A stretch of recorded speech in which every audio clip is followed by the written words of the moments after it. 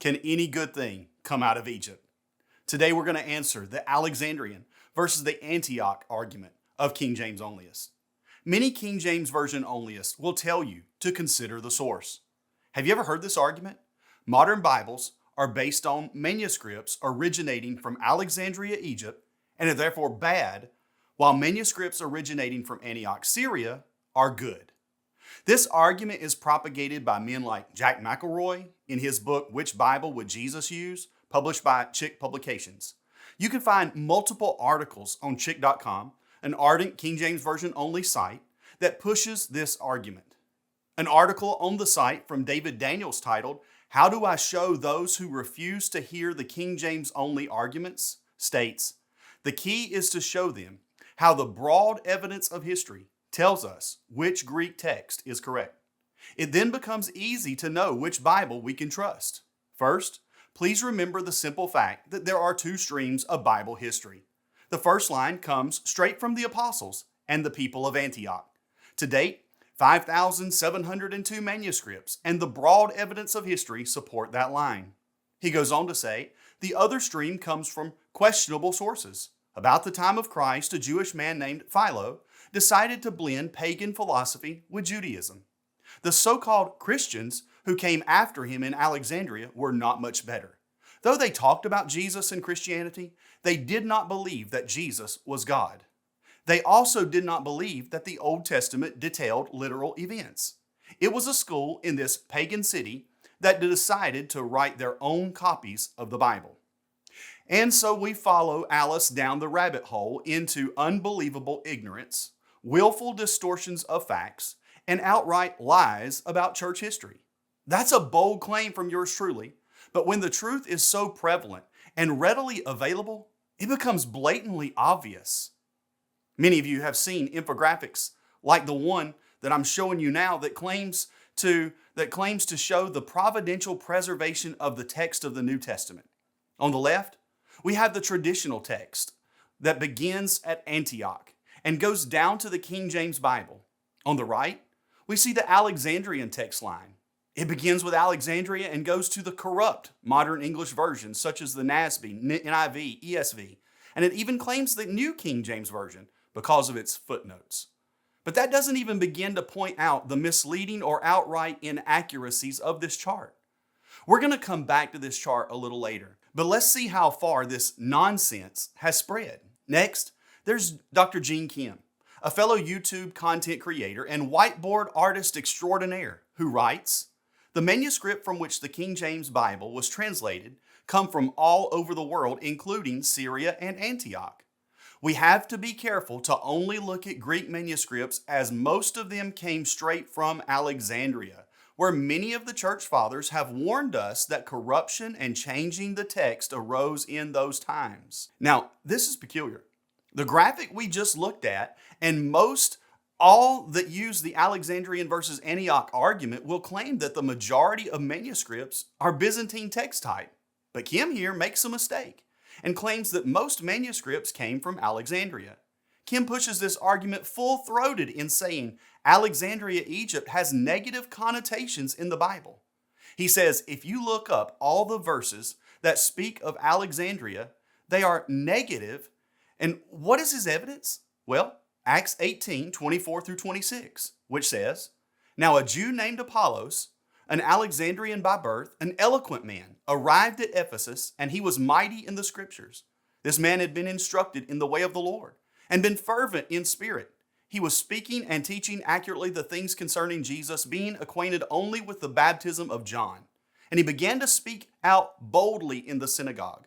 But when Priscilla and Aquila heard him, they took him aside and explained to him the way of God more accurately. Now, this verse shows that the Alexandrian way was not correct, according to Kim. Here we see Priscilla and Aquila, Jewish believers who are laymen and students of Paul's teaching, that took an Alexandrian scholar aside and corrected him on his doctrine. Now, when Apollos comes from Alexandria, he is educated, eloquent, and passionate about God's word. Kim writes he truly was or has good intentions, and he desires to work alongside them in ministry eagerly, but his doctrine needed correcting. Kim goes on to conclude, so, based on this knowledge, which manuscripts would you be more comfortable relying on? The manuscripts that taught the doctrine from Alexandria that needed to be corrected, or the doctrine of the churches in Antioch that were in line with what Paul was teaching, the author of much of the New Testament. A few observations. First, the canon's not closed at the time of Apollos' conversion. The New Testament is still being penned. The Gospels may not have even been circulated or written by this time. When it says he was mighty in the Scriptures, it means the Tanakh, the Jewish Scriptures, or what we call the Old Testament. Secondly, it says that Apollos only knows the baptism of John. His doctrine's not off because of corrupt manuscripts. His doctrine's off because he's not yet heard the gospel of Christ. Spoiler alert, it's this type of weak argumentation that we will see goes on to define this argument.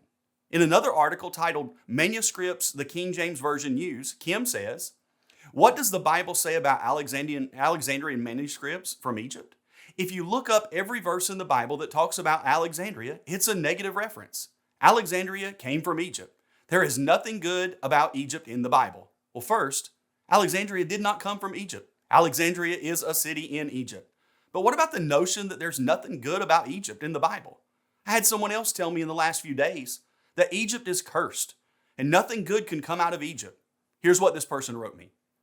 "The new versions are accurate, reasonable, scholarly translations of an accursed manuscript, the Alexandrian manuscripts, mainly Vaticanus. Get a load of that name. And Alexandrinus from Alexandria, Egypt. God has put a curse on every work from Egypt." He says, Isaiah 19:13 says, "The princes of Zoan are become fools. The princes of Noph are deceived. They have also seduced Egypt, even they that are the stay of the tribes thereof. The Lord hath mingled a perverse spirit in the midst thereof, and they have caused Egypt to err in every work thereof, as a drunken man staggereth in his vomit. Neither shall there be any work for Egypt which the head or tail, branch or rush may do." Any manuscript associated with Alexandria is accursed because God has put a curse on the work from Egypt. And he uses Isaiah 19:14, where Isaiah writes that the Lord has caused Egypt to err in every work. There we have it, folks. It's been a good run for the NASB, the ESV, the NIV, and others, but case closed, right? Well, just a second there, Professor. Let's look at Isaiah 19 for a minute, and a few verses down, particularly beginning in verse number 18. "In that day, 5 cities of the land of Egypt will be speaking the language of Canaan and swearing allegiance to Yahweh of hosts. One will be called the city of destruction. In that day, there will be an altar to Yahweh in the midst of the land of Egypt, and a pillar to Yahweh near its border. And it will become a sign and a witness to Yahweh of hosts in the land of Egypt, for they will cry to Yahweh because of oppressors, and he will send them a savior and a champion, and he will deliver them. Thus Yahweh will make himself known to Egypt, and the Egyptians will know Yahweh in that day. They will even worship with sacrifice and offering, and they will make a vow to Yahweh and pay it. And Yahweh will smite Egypt, smiting but healing. So they will return to Yahweh, and he will be moved by their entreaty and will heal them. In that day there will be a highway from Egypt to Assyria, and the Assyrians will come into Egypt, and the Egyptians into Assyria, and the Egyptians will worship with the Assyrians. In that day Israel will be the third party with Egypt and Assyria, a blessing in the midst of the earth, whom Yahweh of hosts has blessed, saying, Blessed is Egypt, my people, and Assyria, the work of my hands, and Israel, my inheritance." Now, Isaiah wrote this in the 8th century BC, at the height of the Assyrian Empire. This takes place between 674 and 671 BC. As Esarhaddon defeated Pharaoh Taharka of the 25th dynasty, that's the Nubian dynasty, and declared himself king of Egypt. That's all in the past. Isaiah 19 goes on to prophesy of Egypt's restoration and their allegiance and their alliance to Israel and Israel's God, Yahweh. The argument that Alexandrian manuscripts are cursed because they come from Egypt is simply mishandling the text of Scripture. But can anything positive ever come out of Egypt in the Bible? Nope, not a thing. As long as you don't count Abraham, Moses, the Israelites, Jesus, and Apollos, just to name a few. Look, I can go on and on with this. I have articles from Australian Bible Ministries, the Berean Research Institute, who are no Bereans at all, Dr. Samuel C. Gipp, and more. It is a painful list of articles and videos and even memes to review, but I've done the work. Here's a photo of me actually doing research for this video. Friends, this is not a valid argument. This entire argument is a logical fallacy known as the genetic fallacy. The genetic fallacy is an act of rejecting or accepting an argument based on its origin rather than its content. Under the genetic fallacy, we judge a claim by paying too much attention to its source or history, even though this criticism is irrelevant to the truth of the claim. Simply, it can be stated this way: the origin of the claim is presented. Therefore, the claim is true or false. Modern Bibles are based on manuscripts originating from Alexandria Egypt and are therefore bad, while manuscripts originating from Antioch, Syria are good. That is the very genetic fallacy that we're dealing with here. But what makes Alexandria bad and Antioch good? Since we've already refuted the notion that every work of Egypt is cursed, and we've also refuted the idea that nothing good ever came out of Egypt, let's address the argument of the two schools. It goes something like this. The Alexandrian school supposedly over-spiritualized and doubted Jesus' deity, while the Antioch school supposedly stressed the excellent literal, grammatical, historical hermeneutic of Dr. Chow and the Masters University. Now, by the way, Dr. Chow is my wife's favorite preacher, so I'm not picking on him here. The Antioch school was supposedly faithful to concrete realities and factual history grounded in God's view as it is written. But that's not exactly right. Here are the facts. The Alexandrian school that emerged in the late 2nd century, that's the late 100s for those who don't obla history, was influenced through about the 400s. There was a tendency for allegorical interpretations and looking for deeper spiritual meanings in the text. They believed there were multiple layers of meaning to the text, including literal, moral, and spiritual. One of the primary differences between Alexandria and Antioch was Alexandria's tendency to focus on the unity of Christ's natures. They emphasized Christ's divinity and, yes, incorporated the philosophical notion of Christ as the divine logos in their Christology. But guess who did it first? That's right, the Apostle John did when in John 1:1 when he said, "En arche ein ha logos, kai ha logos, ein proston theon, kai theos, ein ha logos. In the beginning was the Word, and the Word was with God, and the Word was God." Why did the Alexandrian school focus on Christ as the divine logos? Because that's what John described him as in his opening words of his gospel. That's not Philo, that's John. That's not philosophy, that's the Spirit of God. Now, regarding the accusation that the Alexandrian school denied the deity of Christ, that simply isn't so. Athanasius of Alexandria was the leading defender of the deity of Christ at the Council of Nicaea against Arius in 325 AD. Before that, it was Athanasius' predecessor at Alexandria who stood against Arius in defending the deity of Christ. The leading defenders from the Trinity came from Alexandria. But what about the Antioch school? The Antioch school flourished in the late 3rd to 5th centuries. They did tend to be more literal in their readings. They focused on typology over allegory. Their Christology tended to be the opposite of the deity-focused view of Alexandria. The Antioch school emphasized the humanity of Jesus largely. So what does this all mean? It means there were significant heresies that arose from both Alexandria and also from Antioch. In Alexandria, you had heresies such as Gnosticism, Marcionism, Arianism, Donatism, Nestorianism, Monophysitism, Eutychianism. All of that grew out of Alexandria. But Antioch gave birth to heresies like Monarchianism or Adoptionism, Nestorianism, and Eustathianism.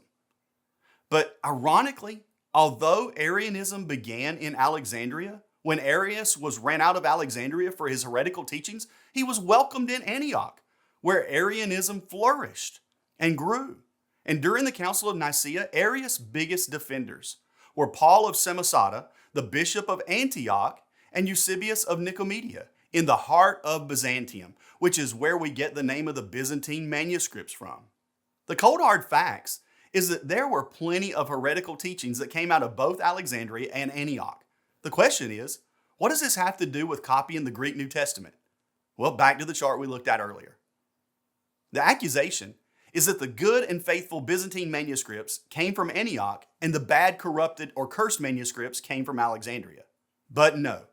The false assumption that we've already seen by the ardent King James Version onlyists is that the Byzantine manuscripts equals the TR, which is what the King James Version is mostly translated from. Except no. The TR is not based on 5,700 or 5,200 manuscripts. Erasmus originally worked with around 8 manuscripts. Stephanus and Beza worked with more. The King James Version translators worked primarily from Beza and Stephanus printed editions, not manuscripts, along with the Latin Vulgate. They did not work from 5,000 manuscripts. And to make an even greater distinction, the TR, or Textus Receptus, does not represent the Byzantine majority. There are around 1,800 differences between the Byzantine majority text and the TR. King James Version only advocates will accuse the critical text, based largely on these Alexandrian manuscripts, as removing verses. But of the 15 or 16 verses not found in the critical text that are found in the King James Version, 6 of them are not found in the Byzantine majority of text. This disputed portion of 1 John 5:7, for example, is found in around 9 of those 5,000 plus Byzantine manuscripts. But wait, it gets worse. For those who live by this chart, under the original New Testament manuscripts, they claim the Syriac Peshitta, an early Syriac or Middle Aramaic translation of the New Testament. The disputed portion of 1 John 5:7 is generally not found in the Peshitta. How can this be the good line of text when it doesn't contain what the King James Version onlyist considers to be the most important verse on the Trinity? Then they speak of the unsealed manuscripts. That simply means that there are Greek manuscripts written in all caps with no spacing. But there is something very noteworthy of the unseals. There are almost none that are entirely Byzantine. Codex Alexandrinus has an Alexandrian text in the Gospels and a Byzantine text type in the rest of the New Testament. Codex C, or Ephraemi Rescriptus, is primarily Alexandrian, but it has Byzantine readings in the Gospels. Codex Athus Lavrensis, from the 9th century, only contains the Gospels, and it's considered Byzantine. And Codex Washingtonianus, Codex W, is a 4th or 5th century manuscript that contains both Alexandrian and Byzantine readings. If you look to the right on this chart, you'll see Jerome at 382 AD. Now, Jerome's manuscript was written from Bethlehem after leaving Antioch. Why is it in the Alexandrian line? Details matter. Jerome was influenced by both Antioch and Alexandria, and the King James Version translators were influenced by Jerome. There are almost 30 places where the King James Version translators deviated from any known Greek Textus Receptus reading in favor of the Latin Vulgate. The Alexandrian versus Antioch argument is a genetic fallacy and has more holes in it than Swiss cheese.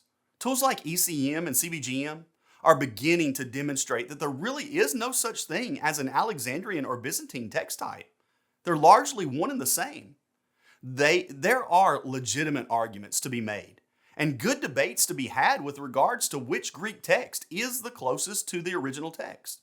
But claiming a King James Version only textual absolutist position and using this argument to support that position simply doesn't line up with history. It's not a scholarly argument. It's not a historical argument. And here is actual footage of this argument being hauled off.